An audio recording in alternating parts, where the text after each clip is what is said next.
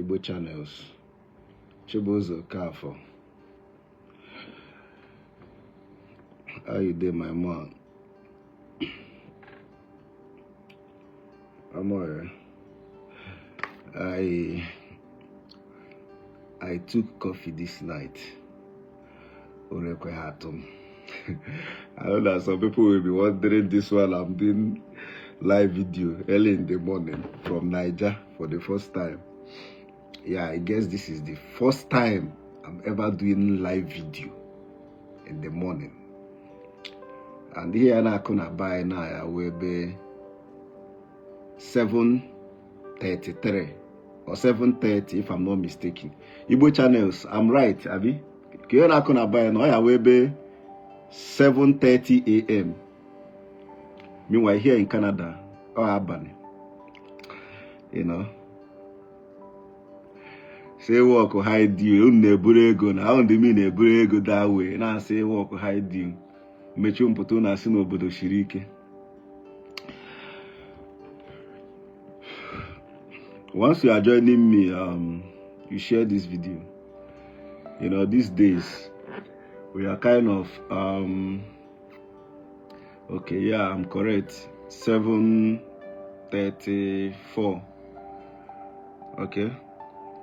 So you know, say these days we are kind of busy to follow up all these Facebook, social media activities like before. But I am on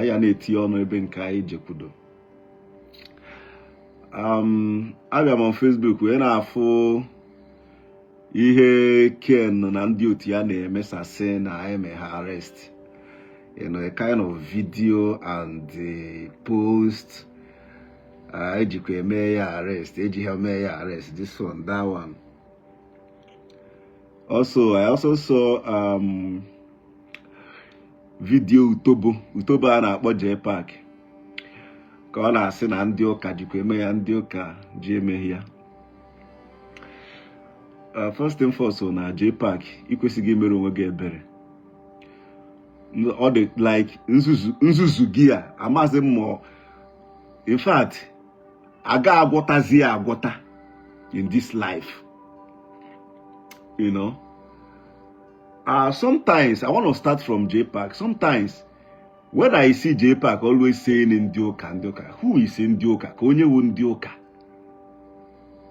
Is it the way Oji Ego Obi, or should I say fan base in the Omenana? Ka Ojo so his normal Iberibe, according to former governor of Imo State, Iberibeism, Rocha Sokolocha. But that is by the way, we will talk about that later. You see that video about Ken, as far as I'm concerned, na better arrange video. Imana, amam kande buy na dine series in here sometimes. Oge mbo eche kwem na ndi Igbo buy the smart, na ndi Igbo buy wo the most intelligent people in Nigeria. Man, if I can't na futa na ndi Igbo buy wo no to. So now, many people watch it at that video Ken post to. With other people, I mean not Ken, people are reposting and posting that name Ken or arrest. Some people, like many of you, actually believe that that video is real. Like, I'm not getting. Like, sometimes when I'm not watching me on social media, go for the neighboring the buyer. Like, only a typical Niger, a typical Igbo, go watch that video and make us say, Ejikwe may arrest. Utobo and Apo J Park, Maptana, Sena on Dioka, this one, that une believe where. So now, let me start by side the angle of police. So right now, unu believe una a whole Nigerian police ya bime mad arrest or not drag onye ha chọrọ ime arrest. Somebody a na-video ha. Like somebody was busy filming a police officers or police officers that came to whisk somebody away. And in the police, in the Niger police, mana hana to camera ụjọ. This thing shouldn't be funny. In the police, ba mana hana to camera ụjọ. Kaya si na ndụ ha nọ n'ime camera. And some of you actually believe that na Nigerian police be made arrest. And a video ha onwe ya ha kwuru ha na drag onye ahụ na-aga na moto ihu ha egosi onye na-evidio onye na-eme the video egosi ihu the police ka afọ ndị bịara ije. Like the person filming was very relaxed and calm, capturing everything. They didn't ask him to stop, him or her, I don't know. They didn't try to even tap your phone naka. Like, when the police buy me now. Then again, the same police. Noro, I will look at it. Moto. The same police officer, Noro, say Aka Ken with handcuff. Very clear. Wait. Let me be showing all these things on my second phone. God, I already can cook too much. Matter of fact, I called many people regarding all these things because my kind of person, I do me amazing me a baby blogger, you know, and they are those people the desperate to post or liking all this amateur blogging on Facebook. Before I come into anything, I always analyze. After analyzing, I make call. After call, I use my common sense. So you guys are trying to tell me that the Nigeria police Ghana onye ha mere arrest ebata n'ime moto say onye ahụ like this. The Nigerian police Ghana onye ha mere arrest ebata n'ime moto like say the picture like this, very clear. So you guys are also trying to tell me that the Nigerian police in Ghana, only hangu hatchori jipo, he said the person like this, like very relaxed. Some people are kind of trying to make all no I don't even know why I'm laughing, God. All of them had to read you a package a can within duty. Like, had to read a package or Kama Mayeri Brando Saga career Yamurang, or should I say his presence on social media once again. After Kosina, Unonga Wepota. J Park and duty, he had no in a boutique confusion problem among Igbos on social media. Ozugbo ọma chapter sige ndị ụka ọ bụrụkwa na nke a mere ọma na ndị ụka ji dị like this ndị ụka ji mee nka ndị ụka emehọ nka otu ya ndị ụka because imekwu ha na ndị ụka ahụ brain many of you aga somewhere jetuo ụfọdụ aka. Okay, let's even say na truly. Let's just assume that truly na onye meru kezia for this guy can arrest. Keka J Park is where man onye mere arrest ha bụ onye ụka. Because when you even talk about Ken Palace of Justice, his activities on social media, he dragged and humiliated a lot of people in the past. Oh man, Kagwa, Ndikenu dragi, all dragi, Muke, ma ngwere, ma mo, ma mado, like Onyuku Onyenta. Now, for your content. Let's just say that somebody somewhere let's just assume that somebody somewhere make an arrest. Keka J Park Utobo Akpa Mwefi Keka Osi Maro no Onyo ka made that arrest.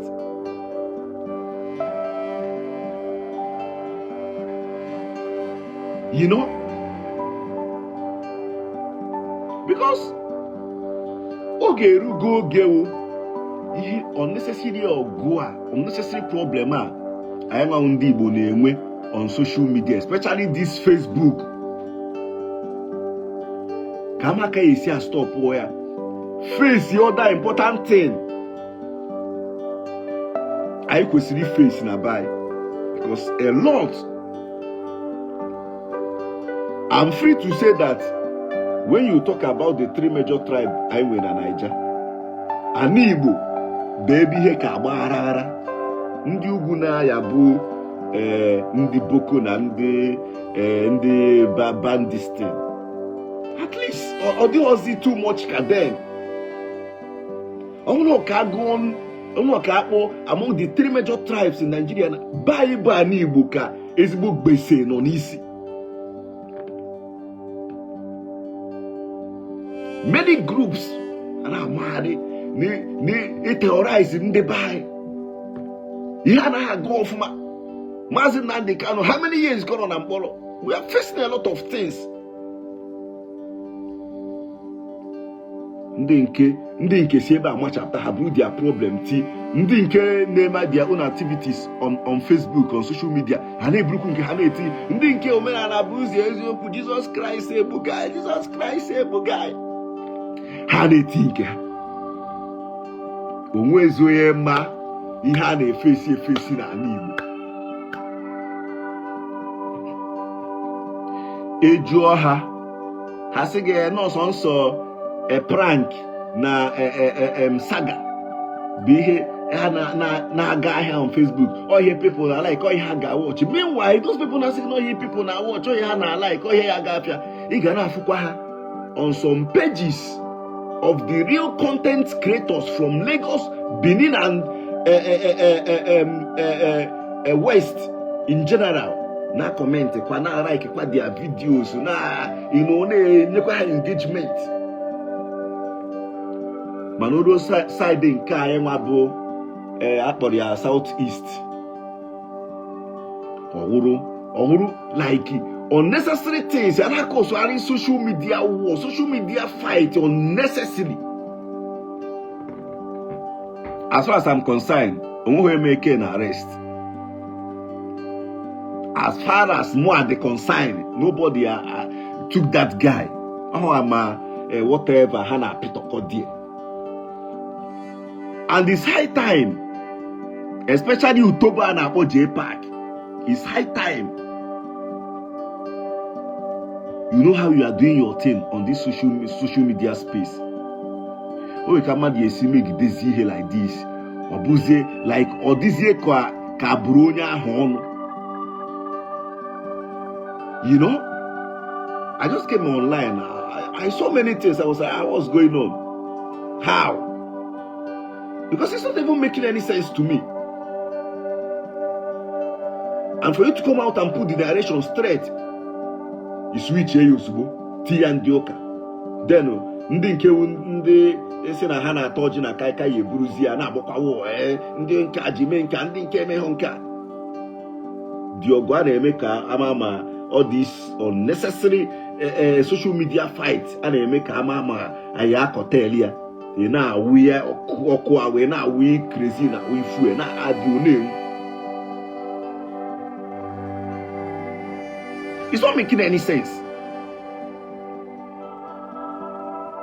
You know, ọkụ ihe aka ka m ji asọpọtụ Ogechi ka o si adọjie paaki na akpa amụ ka ọ dọbie ya akpa amụ. Ọkụ ya mee nji asọpọtụ ya. You know, ọkwa the same J Park jekwuru n'ukwu isi si ụmụ agbara kubucha ndị niile na-ebo ya ebubo na-akpọ ya afa dị agha within 4 days on social media. Jee na ụmụ ọkpọ ntu.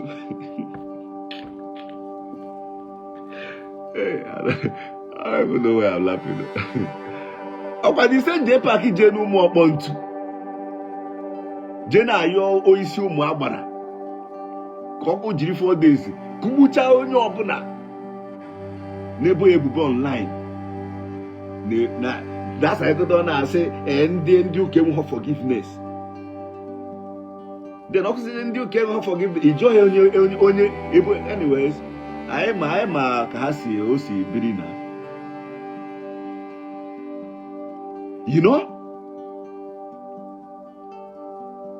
So what am I trying to say? One is that the only one making arrest because so no kwuru ndị ụka na many of you na atụ aka many of you na arụ aka, and I know that a lot of you are waiting for me to drop update kpọọ mmadụ afa or say no jiburu eziokwu m asị. As far as more the concern, all those things were staged. Unnecessary attention ka ha na-seek on social media. Mana mbesi n'isi ọzọ ga-ada. Ọ bụrụ na ya nwa weekend na ihe o jecha na nga na Senegal mecha Chineke mere ebere ọbata ọ chọbeghị ịma ihe ọ ka na-eburu onwe ya na-eti ọkwa the same ihe gbasara prank ya be burukwere ya tukpo na ngara Senegal no almost 6 abi 8 months die wee pụta, and still ọ chọkwa ka o engage onwe ya on something like that. And some of you are taking me serious. Eji me ya arrest, eji buru ya, eji me ya ka onye buje. Sometimes most of you on social media, obo ihe niile ka you take serious, use your common sense. We have about common sense. Though according to this story, as is that common sense is very, very common, but it's very, very hard to apply. When we saw certain things say, "Hey, well, child, give make any sense to you?" You know, for I say, according to some comment now, for that, an airport, we na airport. A buru here at the airport, or buru go bia, ni maybe one nama or somewhere na go corner, compound hotel. I just made the thing about because you made video, made channel video,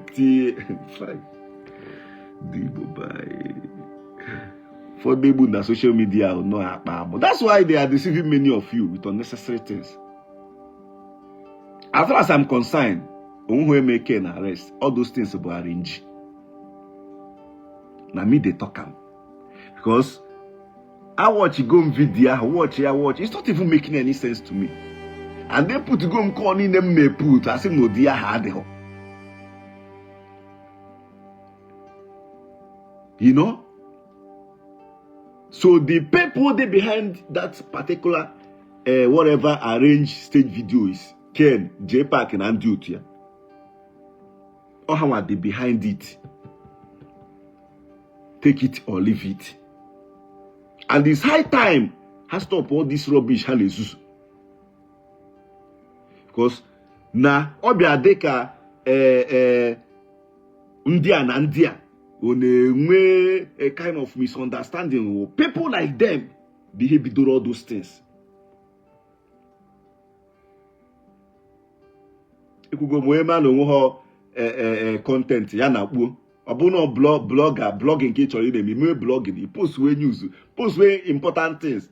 All the more talent in terms of creating real skit, like all those people not see Lagos. Some not bini. And that will after they bad cause trouble. Or you try to do this skit here name.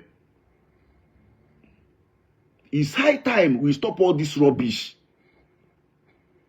And my boy content. Most of you don't even know what is real content. Most of you have been mistaken skit making, blogging, and all this nonsense you name it. You know? So what am I trying to say? Oh, when you wanna make an arrest, all those things will arrange. Use your common sense to watch that video. You watch, I see no make sense to you. that means Nena Amuam. As a producer in Nollywood, I can do better. I bought him a licensed director, but as we're not going to the game for a long time, I can direct more than that. I won't make direct under DGN, but I can direct better more than that. I remember sometimes so a video put a photo like this. You see now, those ones are not making any sense.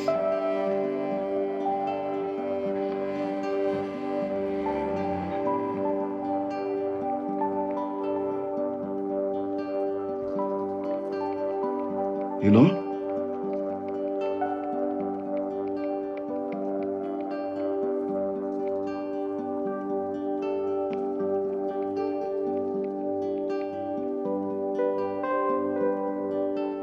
They should go and look at arrest of Matthias and see how Nigeria police do their own arrest.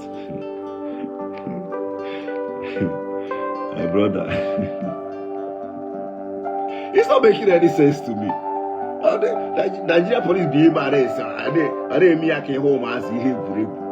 And then can I rate you? Oh God, what have I done? Like seriously. You will phone the video Nigerian police. What do you have a video? Nothing. I want the police buy what have a honey raw job. If only the police buy, have a honey raw job for Hana camera. I'm gonna hack out the phone. Like, how can I going to get on video me? Don't do this. I had no one last year. When a video, name everything. What do you have to go to your name the video? Nothing. Then when a video when on to say naturally he make the public a man actually be making an arrest. Who give the chalk is a the police. At least ka afugo di hu phone as evidence aga ejidaka. Who kisi setego da aso ha. Ka amagodu maybe division hasi. Liba you there. Keep common sense who did it. Let's say only a video is filming to protect the interest of Ken, so that the public will know what is going on, right? Like the person filming is trying to protect the interest of Ken, Palace of Justice, to let the whole world know what is going on. Maybe whatever they call it, intimidation, or whatever. And the person failed to capture the faces of those police officers that came for that job. Or they say, when they make the video, they can identity in the police. The cameraman shout cut at the end.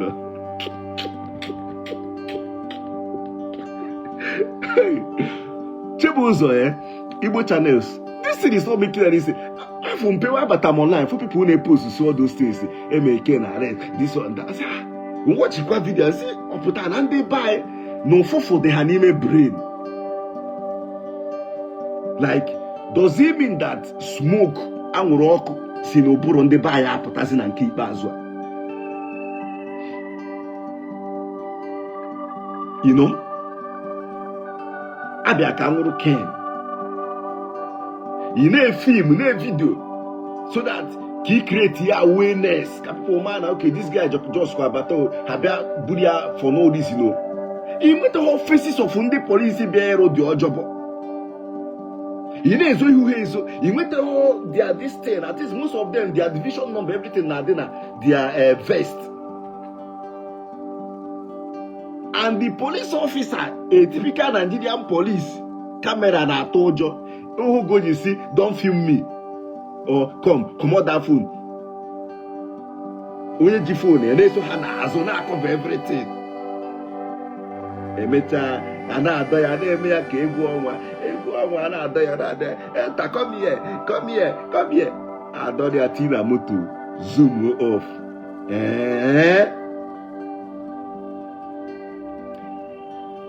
Most of you will know.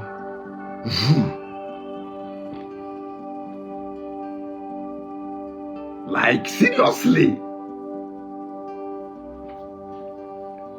That, like for real.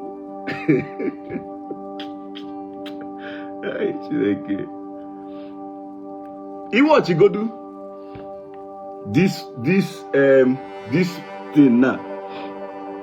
Iya amaghị na police a jike na aka mana ana capture ya. You what you go do this one now? Iga ama na onye police ji the guy aka mana ana capture ya. And if you go do ka case go see you handcuff. Iya ama na the police they are aware na ana capture her na ana video her. None of them said don't film me. Their phone up, I don't know. I'm killing a mellow battery. You watch this video clearly now. Okay, no problem. Iga the police officer GK na position ya na for this camera. Igbo Channels TV or DOP KO. At least go on ogi ya kamaro may understand the in terms of camera angle. Every camera angle si abia in film production, like covering a scene. At least you on this life. Igama, what I mean by camera angle. You know now DOP or an actor, professional. What I mean by camera angle. You know how to face camera, not to back off the camera, like how to position. So you watch this thing, this police officer is aware. There is no way this police officer have her camera. There is no way this police officer have her camera for naturally say photo or the possible. Nka wone mana abata n'ime moto wee see nka. Nigeria police bịara ịrụ ọjọbọ ya hapụ gị ka ịbata n'ime moto see this kind of picture n'ọrụ ọjọbọ ha bịara ịrụ.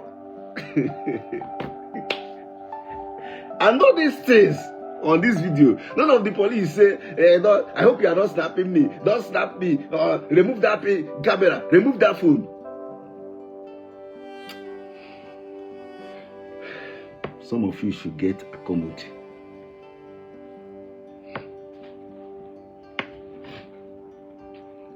Igbo Channels, this whole thing is not making any sense to me. The main people or one of the reasons in the this life is one utobo ana akpọ J Park mọpụtara ozugbo si mana o mekata ma mazi mi hoso kosi kpọrọ ndị ụka kpọ ya ozugbo. Ejuwazie m ka o si marụ na ndị ụka meruke na arrest.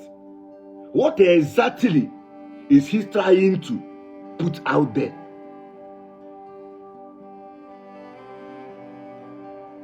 Like, Kendi Kokonyo na-achọ iji indirect way setikwa for unnecessary dragging. Ka J Park si arrive on non-dioka meruken arrest. And the people who did me post in that share they way this or that. They buy Igbo buy. Igbo buy. Go many of you. I am people like Matthias, they are cherry brain, many of you. Oh, this thing. The people like Matthias, they are cherry the brain of gullible ones like you. And you guys are believing. Oh, just a chaibo koericha, unu jekuya, or root 2 cup of rice, kerun. See no, the pastor, and the Ozioma, and the Okawihe, Meru, Nigeria say who are the Homa, Nigeria Bonye, Onye, Oena Poishina and Achi. I say no, the Okada, Merihe, Oboda de Homa. Nigeria since created here. Onwe be onye pastor che Nigeria onye ka emeri ha okofu ndị a na-akpụ isi a na ihe ji everything na control ọbịa manipulate you na aka unu ego na agba na arụpụ unu ifuru ndị Igbo bai. Ndị Igbo bai. Jesu mere unu ebere. Ka nje na-akpụkwa ụra, chi ejigokwa ebe a. Sị m ka m mechara ka vidiyo a. Ka m si ṅụsịa kọfị were ekwezi atụ. Nje na-akpụrụ onwe m ụra. Ọtụrụ nwa na-ezuzu ihe on social media. Gị nwa onye eti ofu iburu ya na-amagharị na-ezuzu without using your common sense. Common sense. We analyze that particular thing. Let me stop here. Call the one.